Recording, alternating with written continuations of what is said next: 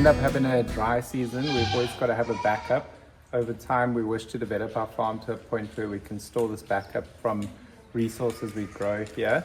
But at this stage, we find the best sources of organic alfalfa or non-sprayed alfalfa. And we bring it in and we store this for when it's too wet outside or if there's no grazing outside that needs to be done. So there's a couple of tips that we can give when storing alfalfa or any kind of hay bales or straw. And the big thing here is along the walls, you've got to have a gap, usually big enough for a cat to crawl through. And something that's important is to know that this is going to shed while it's sitting here. So if your gap's too tight, it fills up on the bottom and the cat doesn't go down there.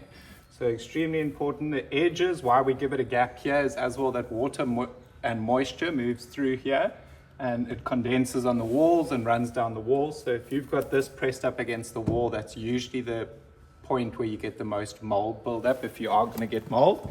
And then as you can see here, we've got big tunnels big enough for our barn cats to crawl all the way through.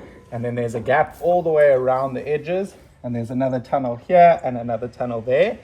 And you only have to repeat this on the base layer so that the cats can, whenever a mice needs to go down, if it is living in here and get some water or any kind of food, the cat's got it.